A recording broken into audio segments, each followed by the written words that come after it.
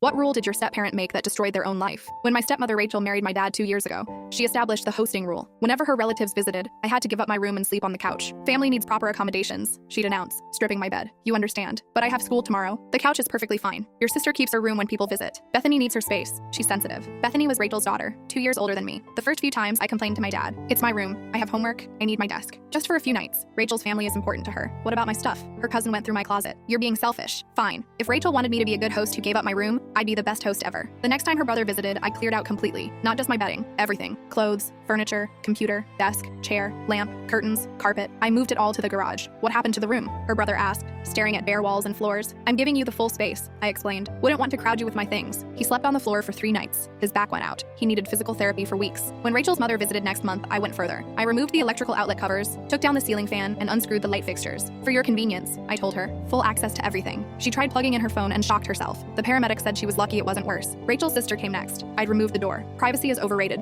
I explained. Make yourself at home. The cats got into the room at night. 5 cats. From the neighborhood. I'd been feeding them tuna for weeks. They sprayed everything. Rachel's sister left after one night, gagging and covered in scratches. Her cousin visited for a week. I'd taken out the windows and replaced them with plastic sheets. Fresh air is important, I said. It rained for 4 days straight. The room flooded. His luggage was ruined. His laptop got water damage. He tried to sue my dad for property damage but couldn't prove negligence. By the 3rd month, I was getting creative. Rachel's aunt was coming for 2 weeks. I removed sections of drywall. Checking for mold, I explained. Want to make sure it's safe for family. The exposed insulation made her itch constantly. She developed a rash that took months to clear up. She still can't wear wool. The disaster peaked when Rachel's entire family came for Thanksgiving. Parents, siblings, cousins, 12 people total. You'll need to stay on the couch for a week, Rachel informed me. Of course. Let me prepare the rooms. I gave them everything they wanted. I moved out of my room, also out of the bathroom. I removed the toilet, the sink, the shower, moved them all to the backyard. More space for everyone, I explained. I also helped by removing all the kitchen appliances to storage. So many guests, you need room to move around. The stove, refrigerator, microwave, dishwasher, everything. Gone. Where do we cook Thanksgiving dinner? Rachel's mother asked. I set up a fire pit in the yard. The turkey was raw. The sides were burned. Someone got food poisoning from the half-frozen, half-charred meat, but that wasn't the worst part. I'd also been helpful with their luggage, moving everyone's bags to the rooms, except I'd mixed them up. Everyone's belongings were in different rooms, different bags. Rachel's conservative parents ended up with her brother's luggage containing things that should never be seen by parents. Her aunt found her teenage nephew's diary and read it aloud at dinner, thinking it was a joke book. It detailed his thoughts about each family member, brutal ones. The cousin found Rachel's hidden credit card statements showing $30,000 in secret debt. He mentioned it casually, thinking my dad knew. By day 3, the family was at war. The toilet situation meant everyone was fighting for the one remaining bathroom in my dad and Rachel's room. Someone clogged it. The plumber couldn't come for 2 days because of the holiday. Rachel's family left before the week was up. Most weren't speaking to each other. We're getting a divorce, my dad told me a month later. The debt, the lies, the family disasters. I can't do this.